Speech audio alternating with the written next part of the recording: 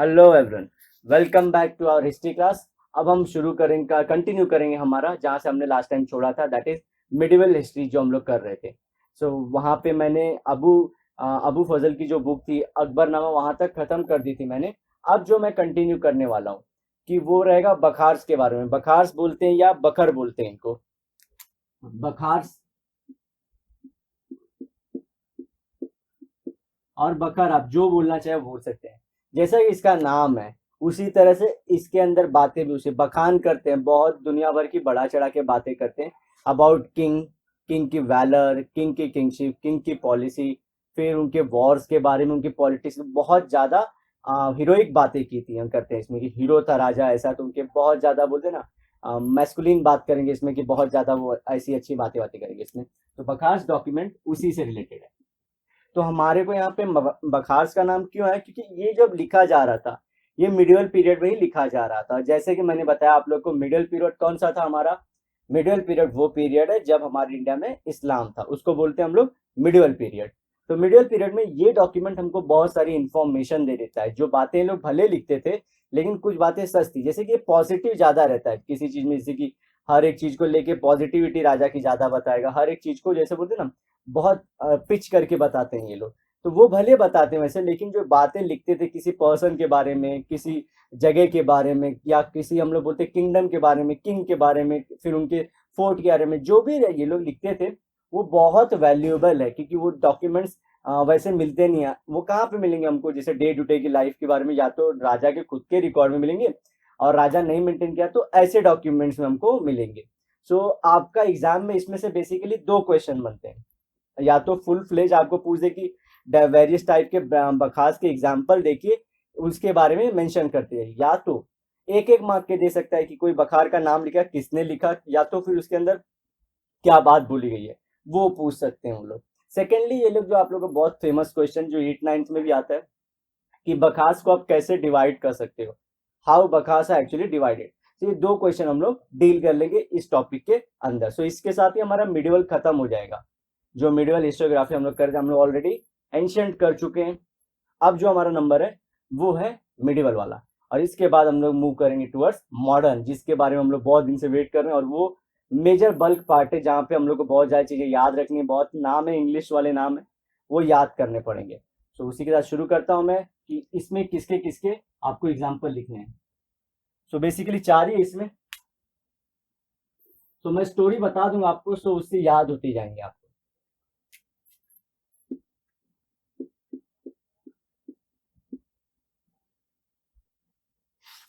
First बखा लेते हैं, सभासद बखार। अच्छा, ये नाम कहाँ से आया?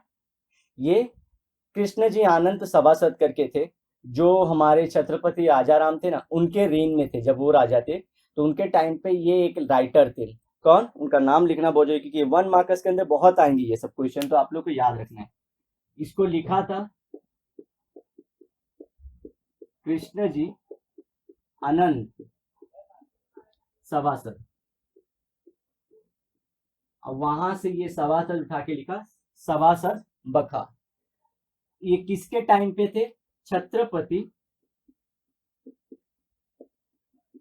राजा राम, इनके रेन में थे। लेकिन ये लिखे किसके बारे में थे, ये बहुत इंपॉर्टेंट चीज है। ये थे उनके रेन में, लेकिन लिखा था शिवाजी के बारे में। तो छत्रपति शिवाजी के बारे में लिखा था, रोट अबाउट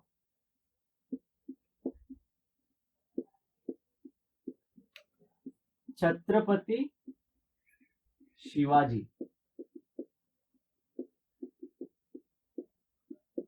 ये ध्यान रखना है। अब आपको क्वेश्चन पूछ सकता है कि it was written during the reign of Chhatrapati Shivaji Maharaj, और या लिख सकता है राजा राम। तो रेन रहेगा मतलब किसके टाइम पे, कौन था उस टाइम पे राजा। आपको राजा राम लिखना है उसमें। लेकिन जब आपको पूछे किसके बारे में, तो आपको ध्यान रखना है वो लिखना है आपको छत्रपति शिवाजी के बारे में लिखा था। तो इतनी बातें आप लोग को क्लियर हो जानी चाहिए। नेक्स्ट आते हैं हम लोग सेकेंड बखार के ऊपर। तो ये कोड आपको ध्यान रखना चाहिए, जैसे कि मैंने सभासद का बताया ना, तो सभासद सरनेम भी याद रहना चाहिए। दूसरा, भाऊ साहेबांची।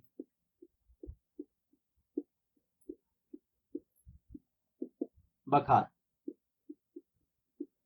अब देखिए इसको बच्चों को याद करने का ट्रिक कैसे था मेरे को, जैसे ये बी से स्टार्ट हो रहा है तो ये रहेगा बैटल ऑफ पानीपत के बारे में।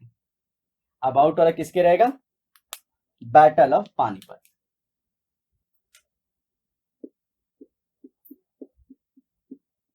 पानीपत कहाँ है, आज के रिसेंट डे में हरियाणा में। तो वहां बैटल, 3 बैटल ऑफ पानीपत हुए थे जिसमें बाबर एक में इन्वॉल्व था, फर्स्ट बैटल ऑफ पानीपत में। ठीक है, तो आपको याद रखना है ये भाऊ साहेबांची, बी से भाऊ साहेबांची, बी से बैटल याद रखना है। नेक्स्ट आएंगे हम लोग पानी पताची बखार। खुद नाम में ही पानीपत है, तो पानीपत नाम में, तो ये भी किसके बारे में है, बैटल ऑफ पानीपत के बारे में। इसमें कुछ सोचना भी नहीं, आप लोग को बहुत इजीली ये आ जाना चाहिए। तो 2 का आपने याद कर लिया, पानीपत नाम में ही बैटल ऑफ पानीपत, बी से बैटल ऑफ पानीपत, दोनों का आंसर आप लोग इसी तरह से। अब रहा हमारा फोर्थ वाला, तो हमारा इसको मार्क कर लीजिए ब्रैकेट्स में, जो हमारे ये है।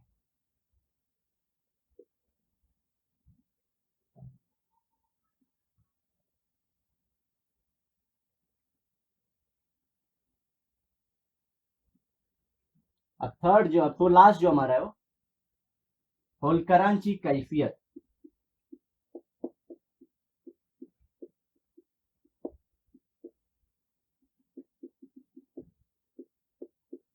अच्छा, ये किसके बारे में है, यहाँ पे तो पानी बैटल ऑफ पानीपत था, तो होलकर वाला नाम में ही होलकर लोग हैं, तो होलकर्स के बारे में था। अच्छा, होलकर्स कौन है, बेसिकली महाराष्ट्र में मराठा जो थे वो 4 पार्ट में डिवाइड थे, गायकवाड़, होलकर्स, भोसलेस एंड पेशवास, ऐसे करके वो लोग हमारे डिवाइडेड थे।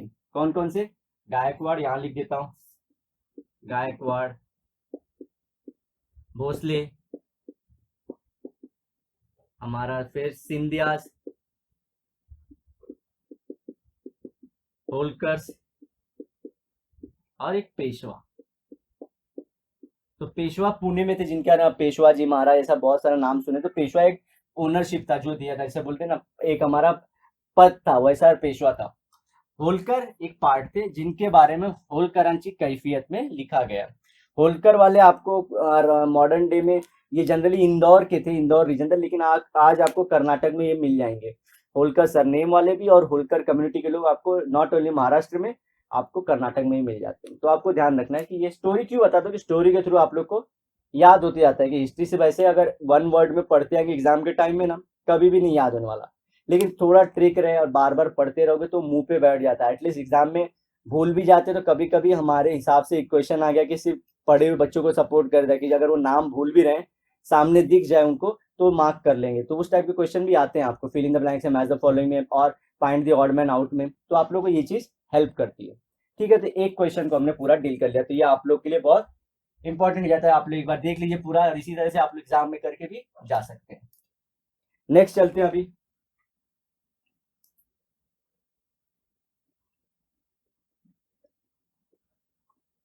इसमें अभी बात करेंगे डिवीजन ऑफ बखार, कि आप बखार को डिवाइड कैसे कर सकते हो।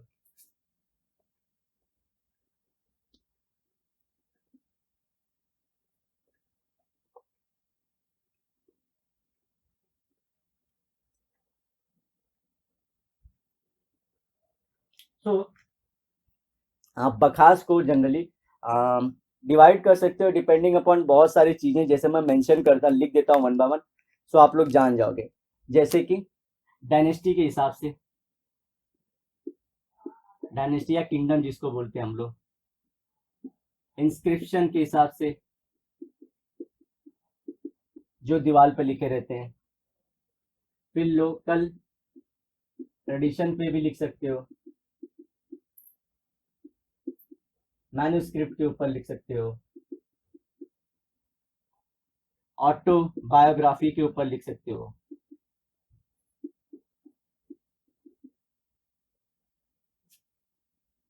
डायनेस्टी हो गया हमारा इंस्क्रिप्शन, फिर स्टेट एडमिनिस्ट्रेशन हो गया हमारा,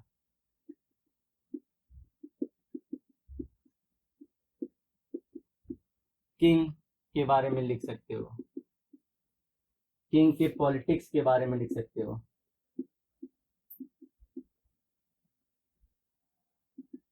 ठीक है, ऑटोबायोग्राफी। तो ऐसे करके आप बखास किसी एक टॉपिक पे लेके लोकल ट्रेडिशंस के ऊपर लिखा जाए कि लोकल ट्रेडिशंस किसी जगह पे कितने अच्छे थे, टाइम के साथ उनके साथ क्या हुआ, कितने कुछ लोग महाराष्ट्र की हिस्ट्री में क्या होता है, बहुत सारे लोग जो है अफ्रीका से भी आए हैं। आप लोग एक राइटर है, यंग राइटर है जो शशि थरूर के साथ को वर्कर हैं, वो जनरली ये सब के बारे में लिखते हैं। तो उन्होंने बताया भी था जी कि हमारे अफ्रीका से बहुत लोग आए थे, इवन केरला के किंग कुछ हुए।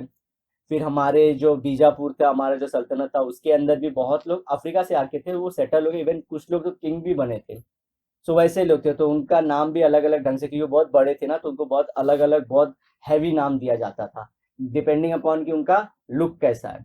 तो बखास आप ऐसे लिखे, ऑटोबायोग्राफीज के ऊपर लिख सकते हो कि किसी वेरियस टाइप्स ऑफ मराठी लोग के बारे में, हमारा मराठी जो मानुस है उनके बारे में बखास लिखते जाओ, और वो भी खुद के लिखे हुए। अगर किसी हमारे किंग ने, जैसे संभाजी ने, अगर हमारे शिवाजी ने खुद के ऊपर अगर मतलब खुद की ऑटोबायोग्राफी या कुछ भी लाइन लिखी है, तो उनके वैलर के बारे में आप बताइए लोगों को। तो वो पर्टिकुलर बखार सिर्फ ऑटोबायोग्राफीज के बारे में हो सकते हैं। तो आप बखार को ऐसे सेक्शन करके सिर्फ पढ़ सकते हो या लिख सकते हो। तो आप लोग को ये डिवीजन है, ये जो मैंने लिखा है वो बखास का डिवीजन है। तो ये सब टाइप में आप कर सकते हो।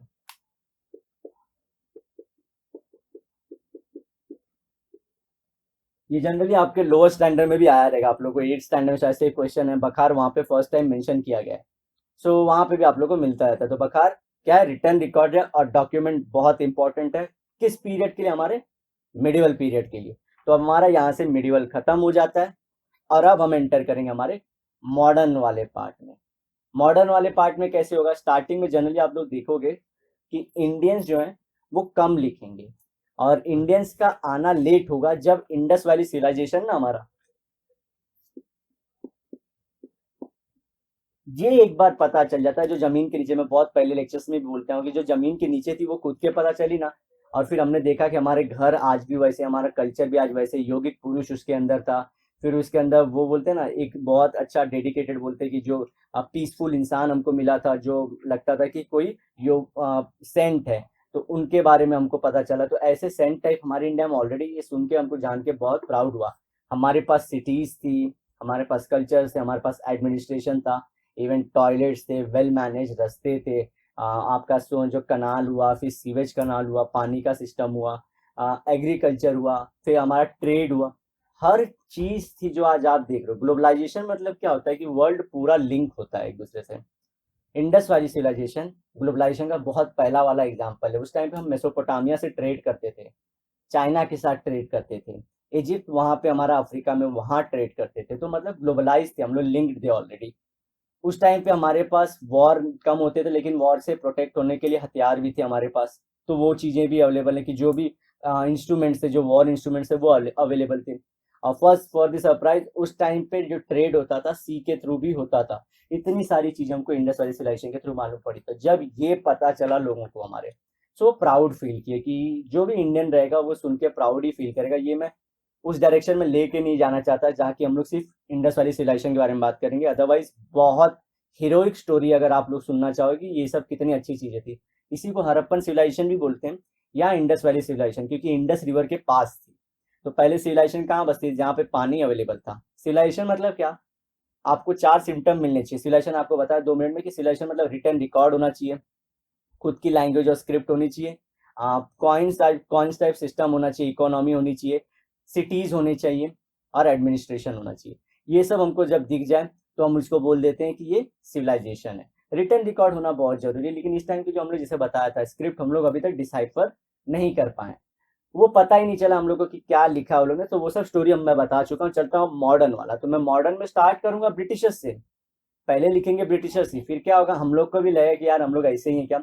बाद में रियलाइज होगा इंडस वैली सिविलाइजेशन प्लस हम लोग को खराब लग ही रहा था, फिर ये मिल गया हमको सपोर्ट में कि अब तू बोल के दिखा। फिर आएंगे हमारे चिपलूनकर्स आएंगे, फिर आप लोग के वीर दामोदर दास आएंगे, फिर वो लोग सब लोग आएंगे जो आप लोग को दिखेगा कि कितने हीरोइक थे वो लोग, कितना लिखेंगे। एम जी रानाडे आएंगे जो लिखेंगे मॉडर्न के बारे में, एक्चुअल मॉडर्न का पार्ट वो लोग होंगे, और जिसके बारे में क्वेश्चन बहुत आता है। तो मैं शुरू करता हूँ वहां से। सब मैं बेसिक में से बता रहा हूँ कि फ्लो कैसे रहेगा हमारे ये चैप्टर का।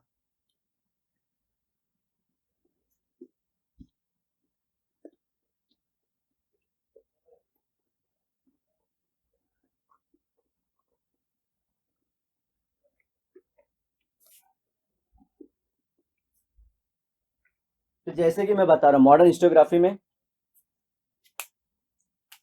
अब आ रहे हैं मॉडर्न हिस्टोरियोग्राफी।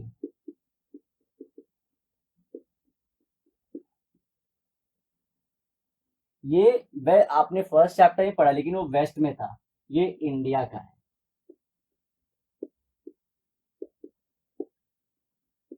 बेसिकली इसमें हुआ क्या, 20th सेंचुरी बोलते हैं इसकी रियल स्टार्ट होगी 20th सेंचुरी से। अब देखना मैं इसको हिस्ट्री को ये पूरा आपका जो जनरली 1-1.5 पेज है मैं स्टोरीज के थ्रू लेके जाऊंगा, कैसे लिंक रहेगा, नाम भी आप लोग को याद होती जाएगा, सिर्फ 1-2 बार आप लोग को ध्यान देना रहेगा।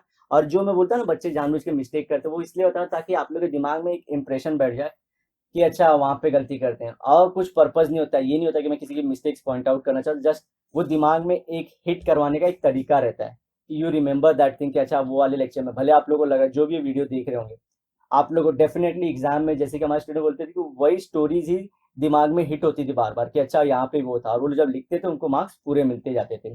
डेफिनेटली जो लिख के जब पढ़ अच्छे से पढ़ के आएंगे उनको पूरे मिलेंगे, और जिनको थोड़ा थोड़ा लिखा था उनको थोड़े थोड़े मार्क्स मिल गए थे। तो आपके पास होने के मतलब चांसेस बढ़ जाते हैं। तो स्टोरीज के थ्रू ही आपको हिस्ट्री करना रहता है, और जितना इंटरेस्टिंग करके आप स्टोरीज पढ़ोगे उतना ज्यादा, या हिस्ट्री पढ़ोगे उतना ज्यादा आपके मार्क्स आने के चांस ज्यादा रहते हैं। हर टीचर यही बोलता है।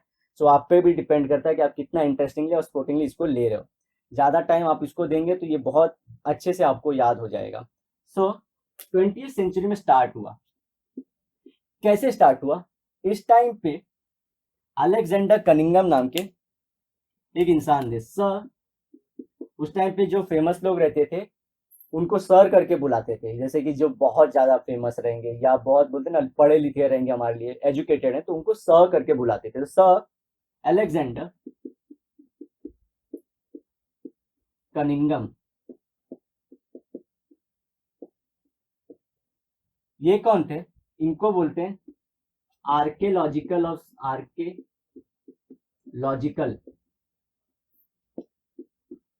Survey of India. ये बॉडी थी, ये ऑर्गेनाइजेशन है। ये ऑर्गेनाइजेशन क्या काम करती है, हिस्ट्री में जो भी चीजें पुरानी है वो या तो पता चल चुकी है तो ठीक है, नहीं पता चली है तो उनको या तो पता करो, ढूंढ के निकालो, और अगर पता चल गई तो उनको आप प्रोटेक्ट करो, प्रिजर्व करो, क्योंकि वो आगे के हमारे जनरेशन के लिए यूजफुल होगा। क्योंकि जो जो आइडिया हमारे एंसेस्टर देके गए थे, जैसे बुद्धिज्म आजकल बहुत, आजकल आप व्हाट्सएप पे बुद्धा का थॉट बहुत पढ़ोगे लेकिन सब फेक थॉट है, जैसे कि everything is fair in love and war, जबकि बुद्धा को ये सब चीज पसंद ही नहीं, ना लव पसंद है ना वॉर पसंद है, बस फेक न्यूज आपको प्रोड्यूस होती दिखेगी। तो इनका काम होता है कि अच्छी न्यूज जो हमारी जो इंडिया की रियल बातें हैं वो प्रिजर्व करके रखे। तो लेकिन ये कैसे करते हैं, जो बताया आपको कि जो नहीं पता उसको निकालते हैं ढूंढ के जमीन में के अंदर से, जैसे कि हड़प्पन सिविलाइजेशन का काम इन्होंने शुरू किया था। और सेकेंडली जो पता चल गया जैसे ताजमहल है हमारे पास, लाल किला है, ये सबको प्रिजर्व करने का काम ये लोग करते हैं। Sir archaeological survey of India एक टीम बनाई गई थी, उसके जो फर्स्ट डायरेक्टर जनरल थे, फर्स्ट डायरेक्टर जनरल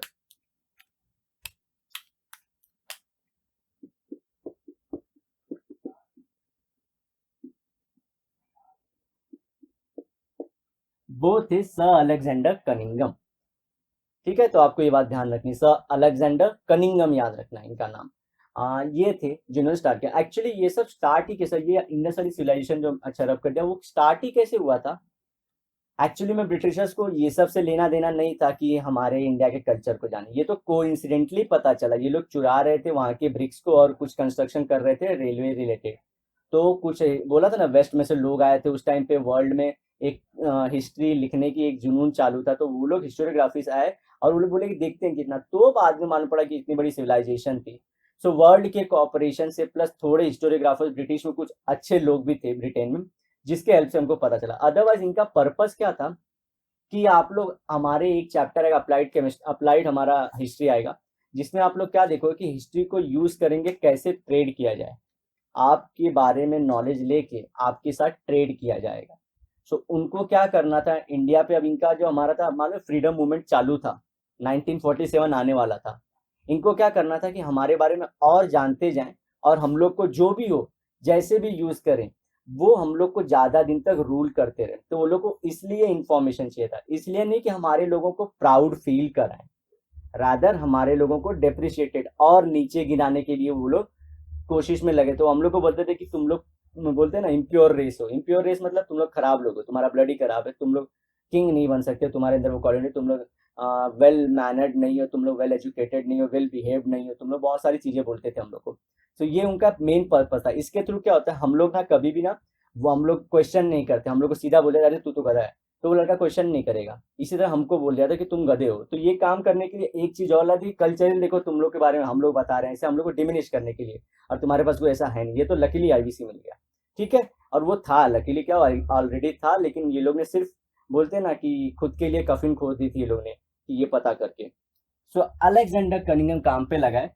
अब एक नाम आएंगे, उनका नाम याद रखिए, जॉन मार्शल।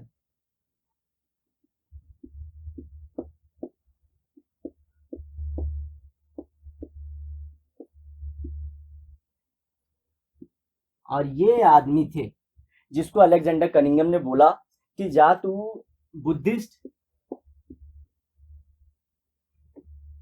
बुद्धिस्ट टेक्स्ट में या बुकों में, टेक्स्ट मतलब क्या होते हैं, बुक में जो जो जगहें मेंशन की हैं वहां पे जाके तुम अपना रिसर्च वर्क चालू कर दो। जो जो टीम चाहिए, जितना पैसा चाहिए आप लेते जाओ। और जो बुद्धिस्ट जगहों में मेंशन, बुद्धिस्ट किताबें क्या होती है, बुद्धिस्ट क्या आती है, जनरली हाई फाई पका के बातें नहीं लिखते थे, मतलब कि फेंकते नहीं थे ज्यादा। तो इनके अंदर जो लोकेशंस भी तो वो हमको पता, जैसे नालंदा के बारे में लोग मेंशन किए थे, तो रियली में था, बिहार में है भी आज। सो ऐसे प्रॉपर नॉलेज इनकी बुकों में मेंशन रहता था। और क्या होता है उस टाइम पे जो किंग, उसके बताया ना जैसे कि पहले लोग सिर्फ किंग के बारे में लिखते थे, लेकिन ये लोग जो बुद्धिस्ट लोग लिखते थे किंग के बारे में नहीं लिखते थे, ये एज अ पूरा पीसफुल चीजों के बारे में लिखते थे, कहाँ पे कैसे विजिट किया गया, हर एक चीज के बारे में। तो उसी के लिए ये लोग ने किसको चुना, सर अलेक्जेंडर कनिंघम ने चुना था बुद्धिस्ट टेक्स्ट, कि बुद्धिस्ट टेक्स्ट में जो जगह है जाओ उसको खोद के देखो। तो बुद्धिस्ट टेक्स्ट में मेंशन था हमारा एक साइट जो था हड़प्पा, और वो है हमारे पाकिस्तान में, आज मॉडर्न डे पाकिस्तान के अंदर रिवर के पास। अब वो जब खोदना शुरू किया तो इनको मिला हड़प्पन सिविलाइजेशन।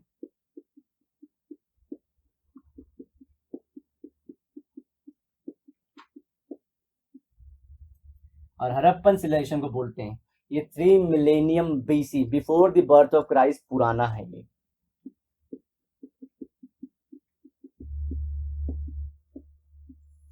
इतना पुराना है, मतलब 3,000 साल, मिलेनियम मतलब 1,000 साल होते हैं, इतना साल पुराना मालूम पड़ा। तो मतलब हम लोग आज कितना 2,000 साल उनके बर्थ के बाद आगे चुके हैं, और उससे 3,000, मतलब 5,000 साल, पूरे 5,000 साल पुरानी चीज इन्होंने अर्थ के अंदर से निकाल के दिखाई कि ऐसे ऐसे था। आप सिर्फ नेट पे एक बार सर्च करना हड़प्पन सिविलाइजेशन ऑफ मोहनजोदाड़ो, जो भी आपको लगे, या हड़प्पन सिविलाइजेशन आईवीसी, जो भी टाइप करो आप। हड़प्पा एक जगह है, और नाम किसने दिया, ये हमने दिया।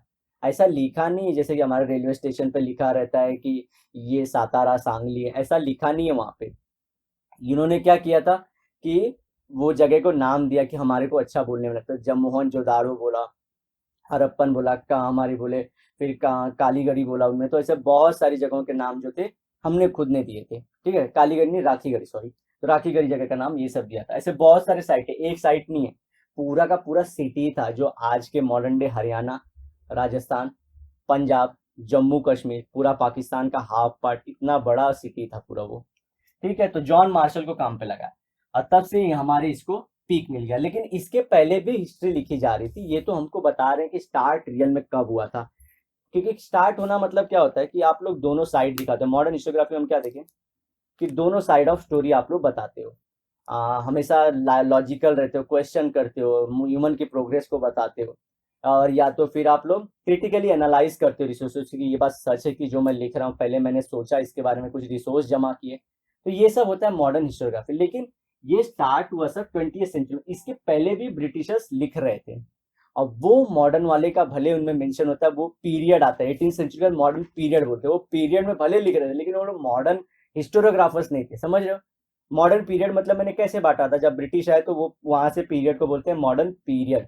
तो वो पीरियड में लिख रहे थे, लेकिन वो मॉडर्न हिस्टोग्राफर्स थे नहीं, क्योंकि वो क्या करते, बायस थे, पूरे बायस थे। मतलब क्या, वो खुद से ही कुछ हमारे बारे में सोच लेते थे और जनरली सोचते थे कि ये तो बोलते हैं ना कि वेल मैनर्ड नहीं। जैसे कि हमारे इंडिया में आपको लोग बहुत सारे कपड़े पहनते हुए नहीं मिलते थे उस टाइम पे। आज तो फॉरेन का ट्रेंड चालू है, प्लस हम लोग को फोर्सफुली पहना ही दिया गया। अदरवाइज केरला एंड साउथ के सम प्लेसेस में और उड़ीसा में, आप थोड़े वेस्ट बंगाल में जाओगे, थोड़े यूपी के शहरों में जाओगे, थोड़े बिहार के, थोड़े हमारे महाराष्ट्र में जाओगे, गुजरात में, अभी भी लोग हैं जो कपड़ा नहीं सिर्फ लोअर पार्ट अपना कवर करके रखते हैं, जो लुंगी जो भी थ्रू रहे, अपर पार्ट ओपन। क्योंकि हम लोग क्या है, ट्रॉपिकल कंट्री है और ट्रॉपिकल कंट्री में हम लोग के गर्मी बहुत पड़ती है, तो हम लोग कपड़े नहीं पहनते और पहनते भी थे कॉटन पहनते थे। मसलिन क्लॉथ ने सुना रहेगा, तो वो ब्रिटिशर्स को भी बहुत पसंद था, हमारे राजाओं को भी बहुत पसंद था, तो वो सब वो लोग लेके चले जाते थे। तो हमको फोर्सफुली कपड़े पहनने बोले। तो इसी तरह से अगर हमारी और एक ले लूँ कि औरतों का जो घूंघट रहता है, वो लोग बहुत हम लोग को बोलते थे कि देखो तुम्हारी औरतों को कैसे, जबकि हमारी औरतों को दबाया गया था, ये बात तो सच थी। लेकिन सही चीज बताओ ना तुम, मतलब अब हम लोग को गधा बता रहे तो हर एक चीज के लिए थोड़ी बता दोगे कि हर एक चीज में हम लोग पीछे। तो वो क्या था, एक प्रोटेक्शन मेजर था। पहले के जमाने में गुंडे, राजा और डाकू जो भी होते थे, वुमेन्स को घर के, अगर उन लोग का पति अगर रेंट लिया रहता, कोई लोन लिया रहता था, रीपे नहीं कर पाता था, तो उनको जबरदस्ती उठा के ले जाते थे। या तो गुंडे लोग अच्छी शक्ल वालों को लोग को लेके जाते थे। फिर तो ऐसा बहुत सारा इशू था। तो उन लोगों ने क्या सिस्टम किया कि कवर करके रखो, फिर ताकि ये लोगों को पता भी ना चले कौन कहाँ पे। तो उसके लिए लाया गया। तो हर एक चीज में हिस्ट्री के लिए रीजन होता है। वो रीजन बिना जाने ही वो लोग प्रिजुडाइज कर दे कि इंडिया बहुत बैकवर्ड है और बहुत सारी चीज़ों की जिसके लिए हम रिस्पॉन्सिबल भी नहीं थे, जो हमारी कंट्री में था भी नहीं, वो वर्ल्ड में वैसी चीज़ें लिख के इंडिया के बारे में बताते थे।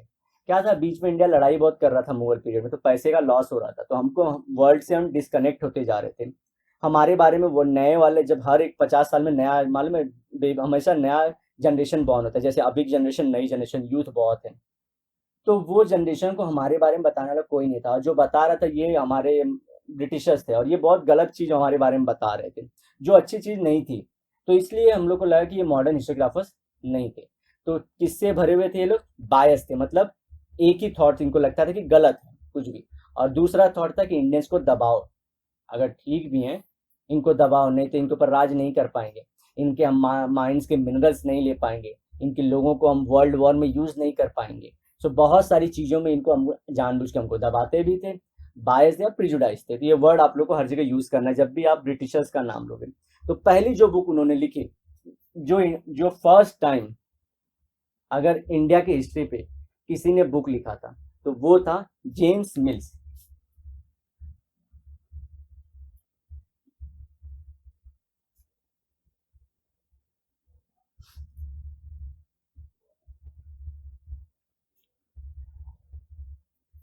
फर्स्ट जो पर्सन थे जिसने इंडियन हिस्ट्री, वो था जेम्स मिल्स।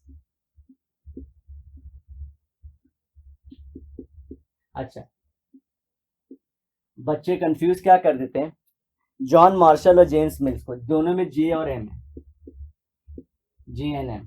तो जेम्स मिल्स का नाम आना चाहिए फर्स्ट बुक राइट करने के लिए, ना कि एक्सकवेशन करने के लिए। एक्सकवेशन मतलब क्या, from the inside of the earth we take out some historical record, that is called as excavation. तो आप एक्सकवेशन उसलिए करते हो जब कुछ दबी फॉसिल्स को आप निकालना चाहते हो, ठीक है।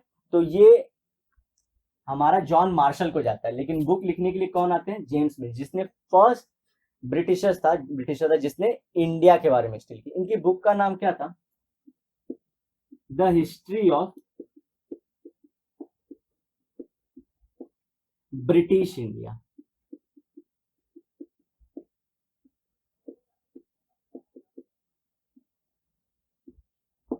आप देख रहे हैं बुक में भी इन्होंने अपने ब्रिटिश इंडिया, इंडिया तो हमारा था, ब्रिटिश का कब से हो गया था। लेकिन इसने इतना ज़्यादा नशे में था ये अपने कॉलोनिज्म के और हम पे रुबाब दिखाने का, कि अपने बुक का नाम इसने इतने एफर्ट में लिखा था कि the history of British India, जो इंडिया ब्रिटिश की है। तो ये लोग इतने एरोगेंट भी थे। इसने 18 ईयर्स भी, आप लोगों को देखिए, आप लोग को ईयर्स लिखना ये कंपलसरी है।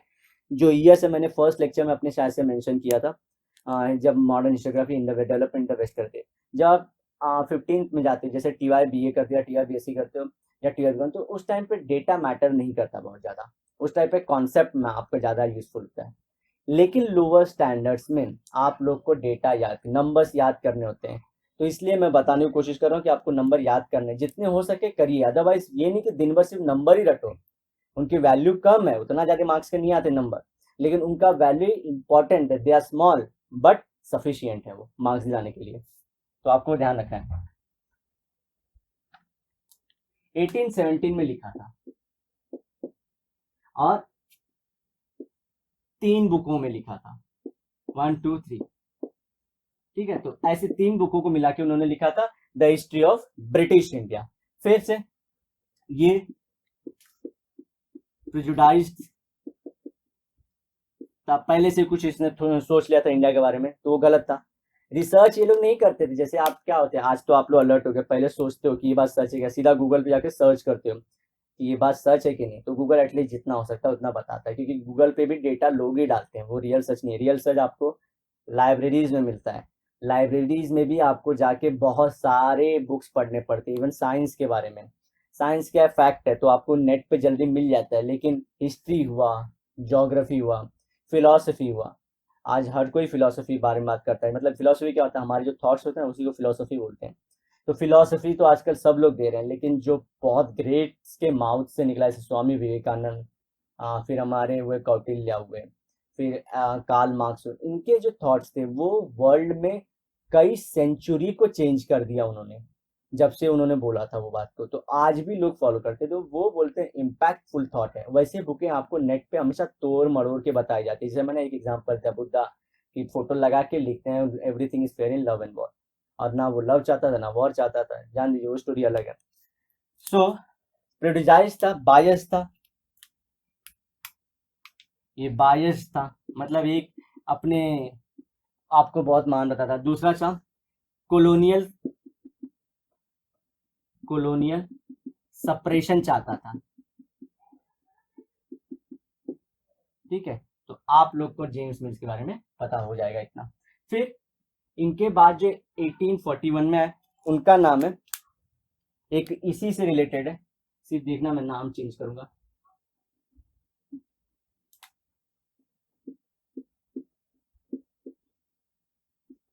मॉन्स्टुअर्ट Elphinstone. For those who live in Mumbai, they will be knowing Elphinstone Road. That is named after this person, Elphinstone. He was the governor of Mumbai. आज बॉम्बे बोल, पहले बॉम्बे बोलते, आज मुंबई बोलते, पहले बॉम्बे बोलते, तो he was a governor of Bombay.